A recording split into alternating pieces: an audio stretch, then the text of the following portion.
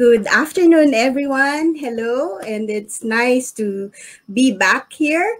My name is Marylen. I'm the founder and CEO of Customized Training Solutions Private Limited, and we are passionate about helping leaders and organizations transform and thrive by co-creating a customized program with the help of our world-class resources.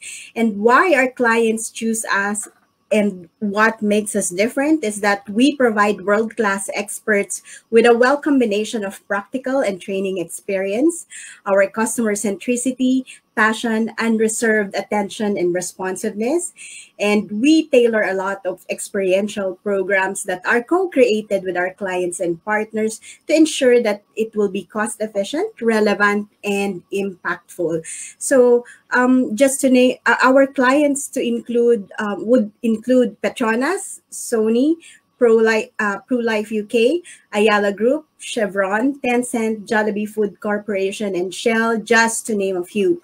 And it's my great pleasure to be able to introduce to you and to have for today an interview with Murshida Said. She is a multi-awarded winning international speaker and advisor on personal and corporate transformation. Murshida ran successful businesses for more than 20 years, expanding throughout Asia. And she is a certified neurolinguistic programming practitioner and a certified life coach recognized by the American Board of NLP and BPES and NLP University in USA. She is also trained in the areas of accelerated learning, whole being learning to achieve better education for participants, and a certified advanced law of attraction practitioner. So without so much further ado, I'd love to bring in Murshida. Hello. Hi, Marylen. Good afternoon. So happy to be in this space with you. And I'm very privileged that you also invited me to be in your conference that's happening on the 22nd to the 26th of February. Thank you. Thank you for taking time to have this interview with us. I know that everyone is so busy with the upcoming Chinese New Year as well. Yeah. And so we will go right to the topic and to the questions. So please share with us so that they would understand where you're coming from, your perspectives and all. So please do share with us your leadership experiences and influencers. So probably your leadership style, your experience, and who influenced you in how you actually lead people at this time.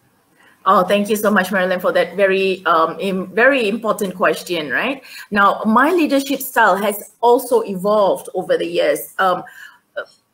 Ironically, also through the mentors that I emulate and the mentors that I've been guided by, right? So initially, when I first started my working life, and I was in a small business, and then I went into a multinational. I was working in a multinational. I was leading in a slightly different way than what I am doing right now. It is very much on you gotta do as I say. Initially, it is more like a very instructional to get the job done, and that was how I led. And then as I grew my team, I realized that didn't work. And it had to be in a very much more supportive space, a very much more loving space. But that evolved much later. And one of the key influences in my leadership style is actually my own coach. Right, I've seen the way she leads through feminine leadership, and that's how I incorporate that into the way I lead right now. And it is a concept that was. It is a concept that is very different from the old way of doing things, which is very masculine leadership, like I lead, you follow. It is more about very intuitive, it's very heart-centered, it's very supportive, and it's leading sometimes at the front and sometimes at the back as a way to support the person to further lead and further grow and further evolve and further develop. And I realized with this when I step into feminine leadership, the way I lead through my femininity, through being supportive, through being intuitive, through being guided, through being loving in a space of love and respect, that's where I saw my team started to grow, my followers started to grow as well, and people were like, fanning me, like they became my fan base, and talking about the cause that I'm talking at the same time. So that in a way is how I have evolved in my leadership style. And I would like to acknowledge my mentor and my coach, Gina Devi. I've been learning from her for the last 3 years on feminine leadership and stepping into queen, your queen and all that. And I found that was very, very powerful way. It is the softer approach, not being autocratic, but being very supportive, guiding, loving. And I saw that being presented through, the Prime Minister of New Zealand, Jacinda Ardern, and that is encompassing feminine leadership, and that is how I'm very inspired to carry this way of leadership style, being a coach. Through like the coaching method, through being a supportive person, and also encouraging delegation, encouraging them to lead the team, to lead into their own leadership. And of course, in some circumstances, you also need to be direct. You also need to say, okay, this has to go, this has to stop. Otherwise, there will be repercussions. I mean, I have also stepped into that autocratic style as well. So that is how I learned to blend my leadership style. And that's how I believe so much power in feminine leadership as well. Thank you so much for that. And I love the fact that you've mentioned the importance of having, feminine leadership to be able to be loving, intuitive, guiding, and supportive to your team. But at the same time, there's a balance on how you have to, give them, I would say, hard love. Right. Yeah. To also Tough ensure love, yeah. that to ensure that they're also following instructions, and they're keeping up with KPIs and all those stuff. Absolutely. So having said that, from your perspective, what leadership is, what would you say the definition then of leadership? The definition of leadership is somebody who can create more leaders, people to step into their own power and to be able to discover their strengths and do good at the same time.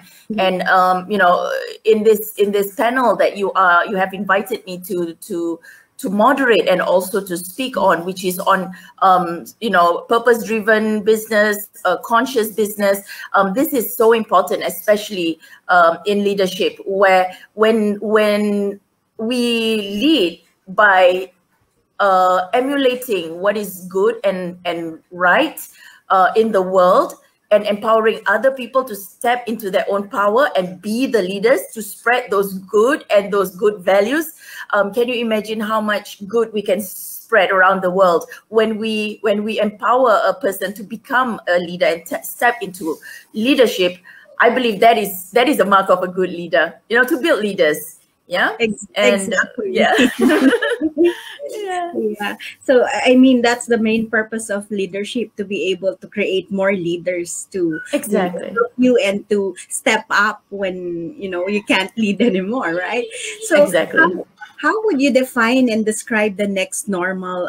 You've mentioned about the upcoming summit that you will be speaking as well. So and our focus for that one is to be able to help leaders on how to lead in the next normal. And how would you define and describe next normal? Okay, for me, the next normal is the next never normal. So, the year 2020, a lot of people have a lot of harsh things to say about the year 2020 and how it was bad and all that kind of thing. I believe that the year 2020 is a reboot year of what is to come, the next normal that is supposed to come.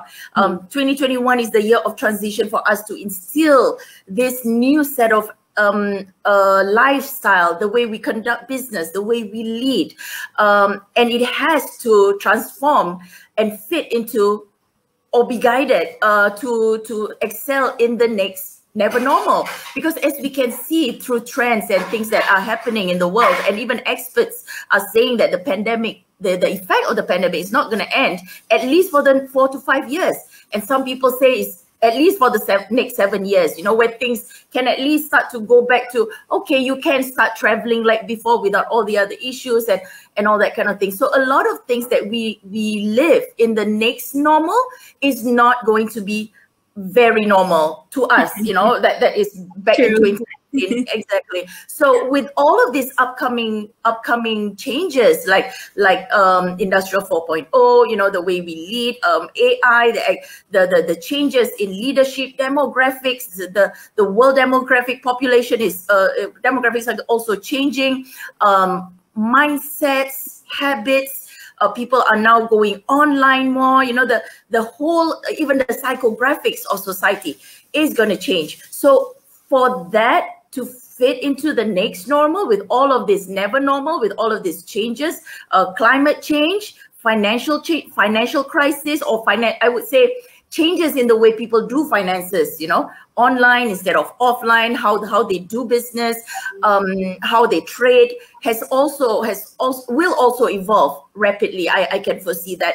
Geopolitical changes. So all of these things, in order for you to stay on top of this game, in order for you to succeed in your organizations, to stay relevant, to be able to succeed and thrive, in the next normal, I would say your leadership has to be really on top. You must be on top of your game, especially as being a leader. You must, the thing about stepping into your leadership and stepping into your power in the next normal would be, how fast can you think on your feet? How fast can you pivot? How far can you see that you bring your team along with you so that no one falls off the wagon? There will be some people who maybe, they were not up to date or not at par because they didn't hear the meeting or the minutes of the meeting, and they fall out and all that. But as a leader, how do you make sure that your team stay together, stay on track, stay on purpose, and making sure that they're able to pivot and be able to fit into any new changes that are happening in the world, and survive and thrive together. Yeah. Yes, true. I totally agree with you on that. And you've mentioned earlier about, the changes that, we need to embrace and that we need to go through to be able to equip ourselves, our team, to the next normal or the never normal, like you said. And so what do you think will it take to navigate this crisis now that, our traditional metrics and assumptions have been rendered irrelevant? I mean, with so many changes and the never normal, like you've said. Yeah. So what does it actually take to navigate this? I believe a lot of things, the leader has to stay humble. The leader has to know that maybe it is not just the one, that their own way is the only way to go.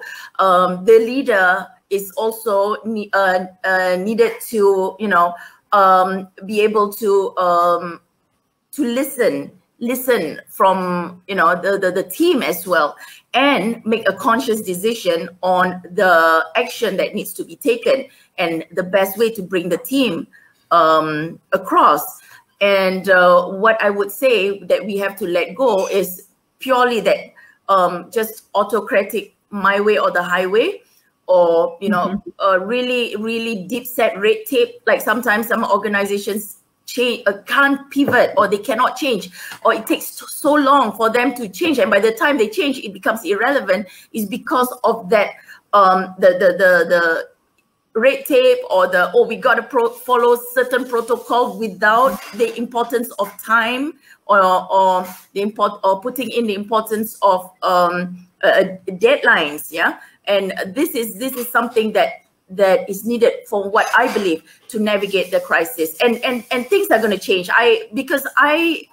In my work, I support refugees also, in my work, and we do hear a lot of how their stories are, how the challenges they go through.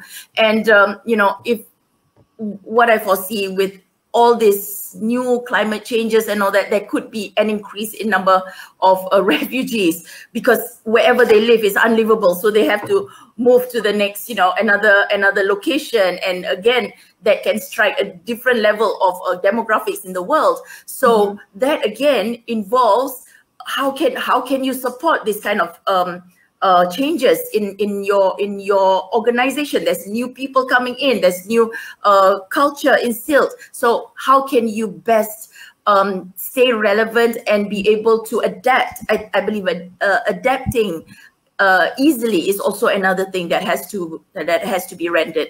Yeah. Right. I agree with you on that. With all the changes, we have to be able to adapt. And having said that, so what do you believe will be the important leadership capabilities or skills you must have in this next normal to be able to continue and to lead effectively? The main ones would be creativity. Yeah, because of certain changes, how are you creative to adapt? Listening skills, definitely.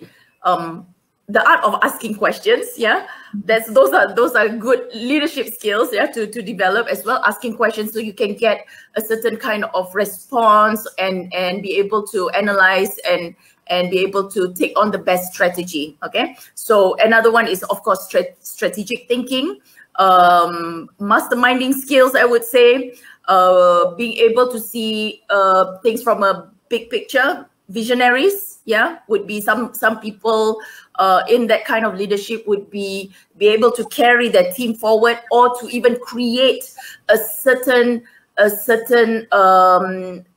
lifestyle or culture that the leader envisions, and be able to communicate that to their team. So I would say creativity, listening skills, communication skills, strategic thinking, the ability to create masterminds in the organization, being able to be good visionaries, and also lead the team to pivot. And last but not least, the main skill, or I would say skill, I believe it's more the value of every leader to be able to go to take their team forward, is the values of love and respect. Right, when the leader has love and respect within, all these other external skills like creativity, being able to analyze, think critically, all of this come with the intention to do good through whatever work or whatever they want to bring their team towards. Yeah. Thank you, Murshida. And I love the last part where how love and respect is important, to be able to lead effectively in this new normal.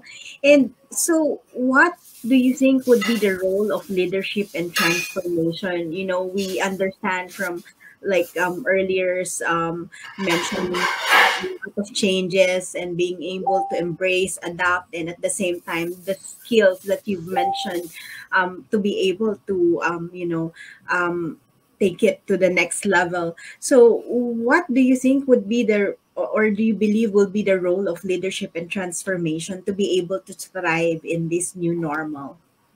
I would say just go back to basics, go back to the basic values, the universal values that can align a person with the universe, right? Mm-hmm. So I strongly believe in universal values and the good humane values in the world, right? So that in order for you to thrive and sustain is to lead people towards these universal values, which is love and respect, doing good, making sure that you don't destroy things while you are creating things, you don't kill off people from, just because, it's not really good business. It is it being inclusive. And these are things that I know the world is starting to be very much aware of. We have started talking about this even before the pandemic. importance of diversity, importance of gender equality, importance of inclusivity, importance of having clean environment in your business, in whatever you do, make sure that you take care of the environment, being green and all that. People have started talking about this at least for the last 10 years. It may not be actively led or incorporated into organizations. And right now, with the reminder of COVID and what is to come, I believe this is the role of leadership, to bring people back to universal values, getting them back to doing what humans are capable of in a good way, to do good on earth and to do good for others as well.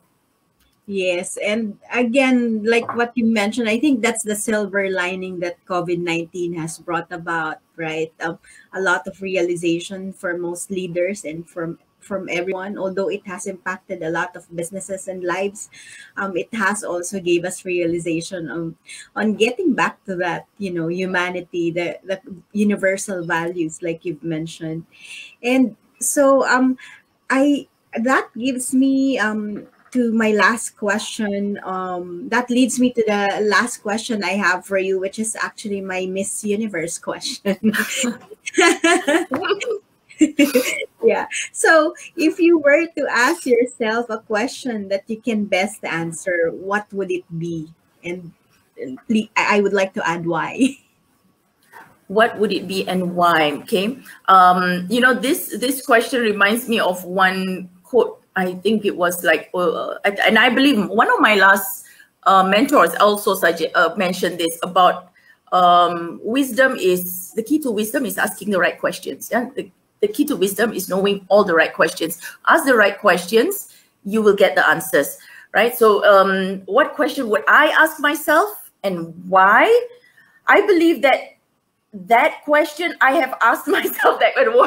What is that one question I would ask myself? And this came up, Marylen. Mm-hmm. How can I use my superpower today? And this is a question I can keep asking myself, right? Every day. How can I use my superpower today? What can I do, with my superpower to help others, to do good, to create, to make a difference? And I believe this is that one question I can best answer every day, that I can discover something about myself that I didn't know existed. So recently I stepped into my superpower. We call it superpower because, if you see yourself as a superhero who has some strength, it is God-given strength in all of us. We have that. When you discover that about yourself and you act on it and you do good with it, that is where you can either impact people, create changes, do good, spread love and happiness, and help other people also discover something about themselves. And that is something that I started asking myself, and I started acting on it. And I saw the differences that I made through my work, through my projects, and the way I lead, and the way I also push others to discover that part about themselves as well. So what can you do about your strength today? That question. What can you do with what talent, what superpower you have, a God-given superpower you have? What can you do with it today?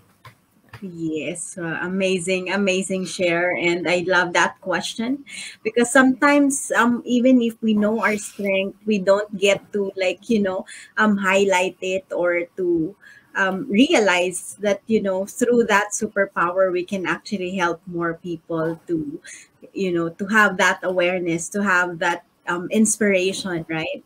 Yeah. So and I'm really glad that with our coaching calls, you've been always reminding me of my superpowers as well.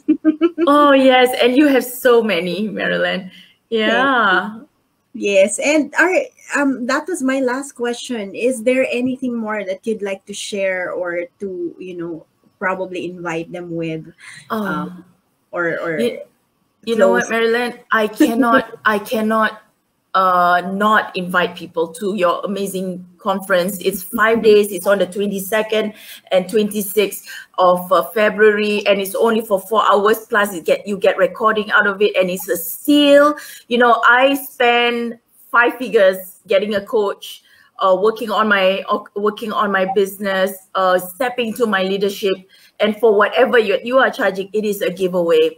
And you know, and I highly encourage people out there. My session will be on Monday, on the 22nd of February, and we're going to address with other groups of very talented and conscious business owners who are doing good through business, helping others, transforming the world through business. And this is something, even if you can just you know, attend one day, attend my session, yeah, and come in and learn. Because as you learn to step into your leadership and you do good with it, can you imagine how much change, how much the world is going to transform into something that is the next normal, where people love and respect one another, where we take care of the environment, where we do not use and abuse animals to create products. When you empower people in your team, instead of putting them down, empower them and lift them up, so that we all can do a common purpose, and that is to add value in the world. Can you imagine the more people around the world do that? That is where we can really have an environment where we can step into our best human selves and create what is humanly possible to create a wonderful earth, you know, taking care of Mother Earth, and, you know, through business, taking care of each other, and you know, create more abundance, instead of right now people thinking of food crisis, like you know. If we all step into this and do good through our work, our life, our message, that is where we can create more abundance. And why not we create more abundance for ourselves, for our families and children, and the rest of the world? So I would say attend all sessions, or get the recording if you cannot make it, if you're busy or whatever, but at least come to my session. There's going to be so much sharing, so much ahas, and I would love for some interaction with the public on that day as well. Yes, that's what I want to share. Yes, thank you so much, Murshida, for all your insights on leadership and transformation. And I also appreciate that, you know, you are also recommending our program, because at the end of the day, I believe that, you know, leadership is all about accountability, adaptability, and agility. And like what you've said, we are humans. We are created to thrive and not just to survive, right? And Exactly. you know, for us to have this, I mean, leaders has to have this growth mindset, be able to communicate effectively, and be able to embrace that change. And you know, it's about time. I mean, that was 10 years ago, in fact, you know. It's about time to create the right culture, to collaborate, and to, you know, have that transition, have that transformation. And it will only be feasible if you know, you start now. I mean, this event that we're organizing is full of passion, full of heart, full of insights, and even strategies that, you know, they can learn from different leaders from around the world. And these are both you know, business leaders and thought leaders, and definitely they will be getting a lot of aha moments during these conversations, the panel discussion, keynotes. And yeah, we look forward to be able to serve more people through this summit. Yeah. Yes. So, thank you so much again, Murshida, for this interview and for your insights. We look forward to have you on the 22nd. Yes, thank you so much for inviting me, Marylen. Bye. Thank you, everyone. Bye for now.